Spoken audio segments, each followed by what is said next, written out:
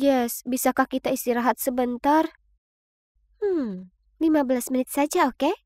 Aku mau Oreo. Favorit kita. Aku benci kimia. Dan dia juga tidak menyukaiku. Yang hanya aku tahu, kafe itu punya 2 unsur kimia di dalamnya. Kalsium dan besi. Orang tuaku panik karena aku akan gagal. Aku tidak tahu kenapa. Maksudku, aku tidak mau menjadi ilmuwan atau semacamnya. Bagaimanapun, mereka meminta Jessie untuk mengajariku. Saat ini, nilaiku masih berada di sekitar nilai F. Tetapi tidak mungkin aku bisa menemukan tutor baru. Kalian tahu kenapa? Ya, karena Jess dan aku adalah belahan jiwa.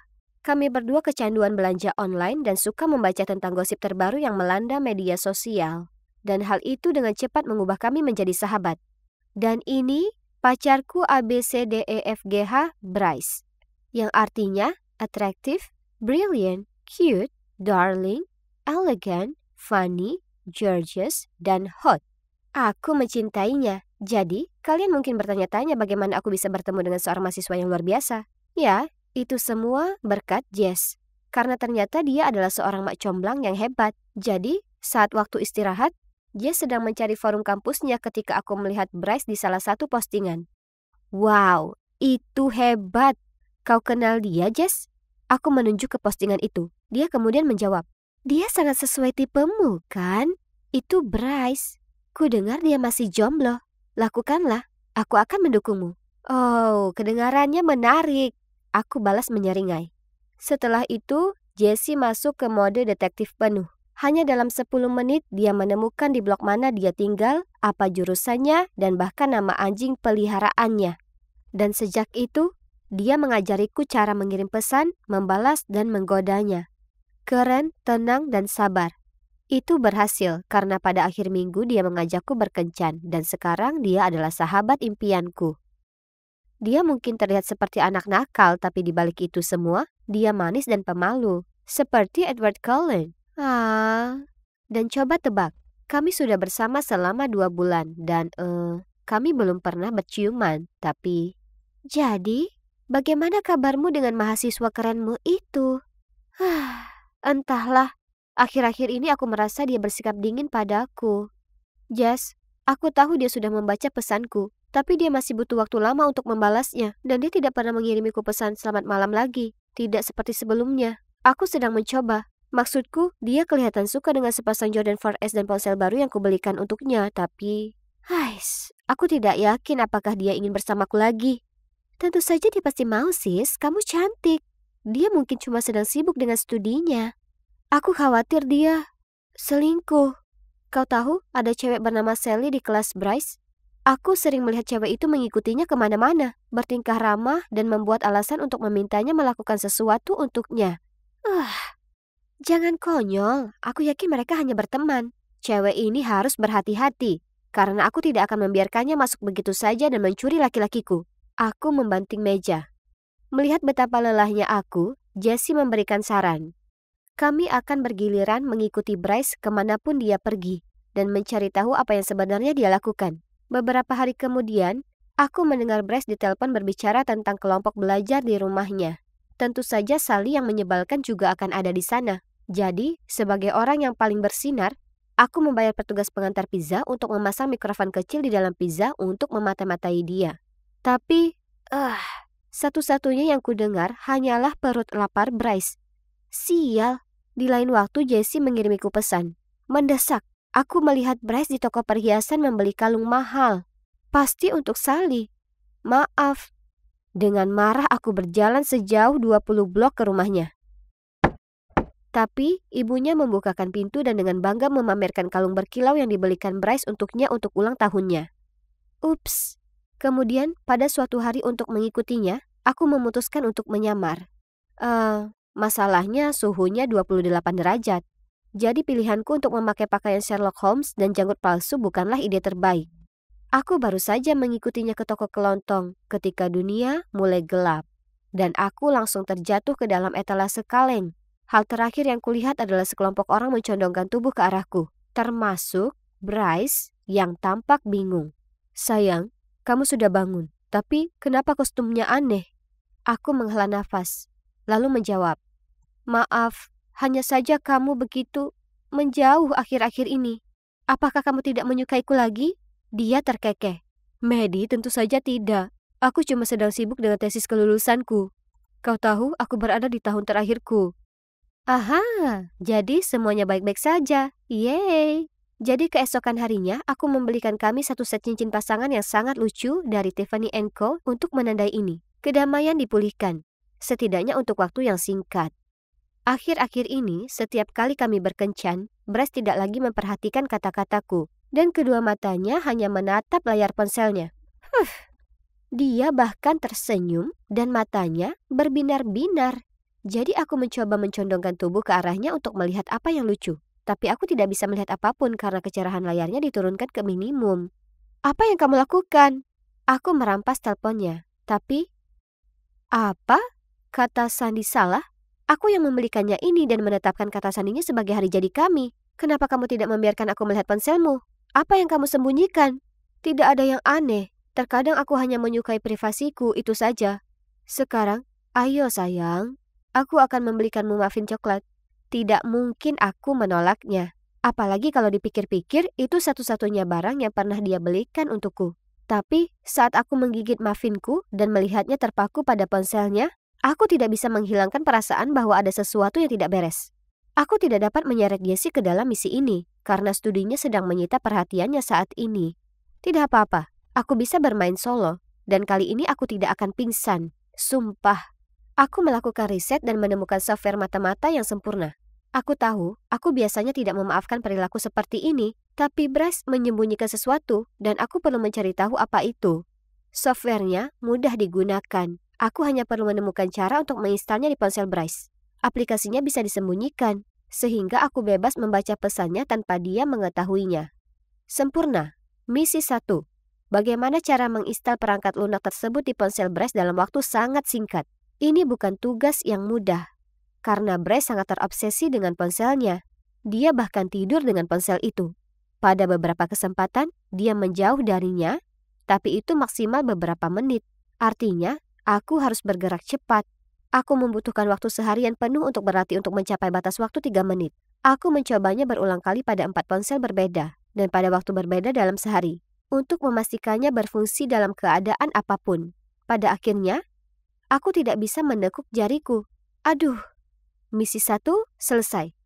Berhasil dilatih bahkan di bawah tekanan waktu. Misi 2, mendeteksi kode sandinya. Aku tidak tahu apa kode sandi bodohnya. Hanya saja itu jelas bukan hari jadi kami. Kami pergi ke kafe dan seperti biasa, dia terjebak di teleponnya. Jadi aku mengangkat milikku, berpura-pura sedang bermain game, namun sebenarnya menyalakan kamera. Dan mulai merekam sehingga aku bisa melacak posisi jari-jarinya nanti ketika mengetik kode sandi. Butuh beberapa jam. Secara harfiah, Bryce akhirnya menaruh ponselnya untuk memesan makanan ringan. Jadi setelah itu dia harus membuka kunci ponselnya lagi. Phew. Akhirnya setelah video berdurasi 1 jam, aku mendapatkan rekaman yang aku butuhkan. Oke, Detektif Medi, bersedia siap go. Aku menonton ulang video tersebut dan mulai menganalisisnya segera setelah aku tiba di rumah. Aku menatap layar dengan mata mengikuti gerakan tangan Bryce. Dia bisa saja cepat, tapi sayang, pacarmu sudah selangkah lebih maju. Tidak butuh waktu lama sampai aku menemukan angkanya. Mudah sekali. Misi 3. Aksi. Apa cara yang lebih baik selain piknik yang menyenangkan untuk menyelesaikan misiku? Dan seperti yang diharapkan, Bryce hanya duduk di sana, ponsel di tangan sepanjang waktu.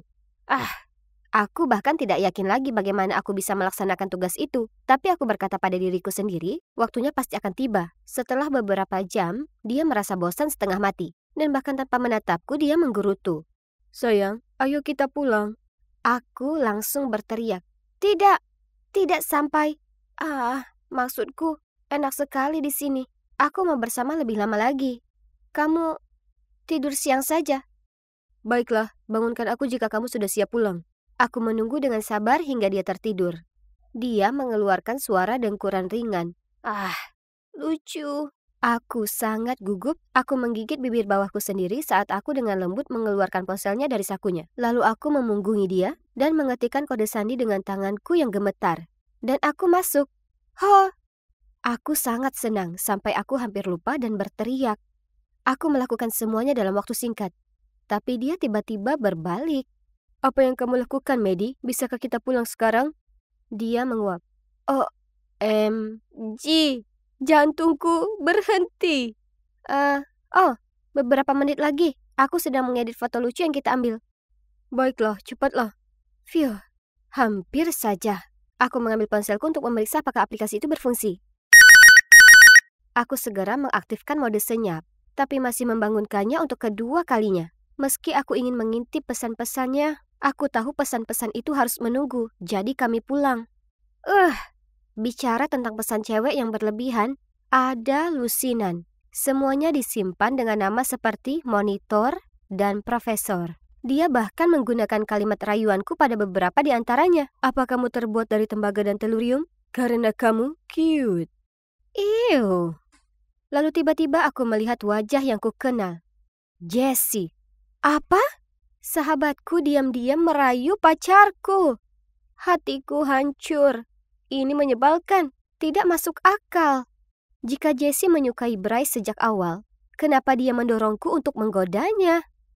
Astaga, aku membaca pesan mereka dari awal. Lalu aku melihat satu hal yang membuat hatiku hancur lagi.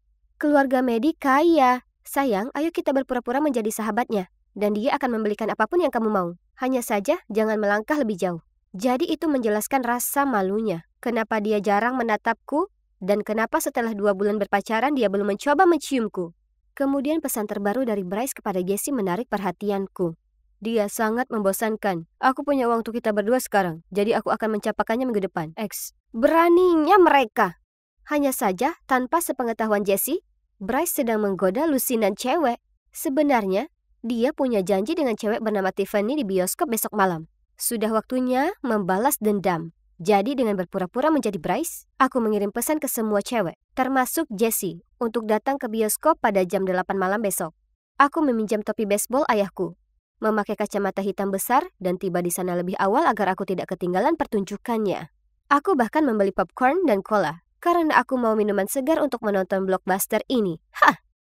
Kemudian pada jam 8 malam, Bryce berjalan mendekat dan boom! Cewek-cewek itu datang satu persatu, mencari tahu apa yang sedang terjadi, dan mulai berdebat dengannya dan satu sama lain. Tiffany melemparkan popcornnya ke atas kepalanya. Lucu! Dan cewek lain memanggilnya brengsek dan memukulnya dengan tas tangannya, sementara yang lain berteriak dan menjambak rambutnya. Dan aku mengintai di latar belakang dan diam-diam merekam semuanya. Oh sayang, kamu pasti kapok. Wow, Jessie, tokoh utama kita sudah muncul. Dia melihat sekilas sirkus yang terjadi di depannya dan seketika terlihat seperti singa yang siap menerkam. Dia menyerbu ke arah Bryce, mencubit telinganya dan menyeretnya sementara dengan suara bernada tinggi dia berkata, Aduh, Jess. Kamulah yang mengajariku semua ini. Aku akan menelponmu nanti, sayang. Ketika keduanya hampir melewatiku, aku melepaskan topi dan kacamataku lalu melompat ke arah mereka. Voila! Bisakah seseorang datang dan membantu mengangkat rahangnya dari lantai? Tidak bisa percaya kalau Medi menjadi dalangnya ya. Aku tidak menunggu penjelasan mereka. Malah, aku menghindar. Tapi aku mengiriminya souvenir kecil. Jessie itu sahabatku. Jadi aku harus berbagi hal menarik dengannya. Kan? Selamat malam sahabatku dan pacarku ABCDEFGH. Kamu juga. Tapi izinkan aku menambahkan IJK. I'm just kidding. Ya, bagiku, aku memutuskan untuk mengistirahatkan hatiku sejenak. Karena hal ini mengajarkanku pelajaran yang tak ternilai harganya. Jangan jatuh cinta dengan cowok tampan. Oh, dan waspadalah terhadap apa yang disebut sahabat licik.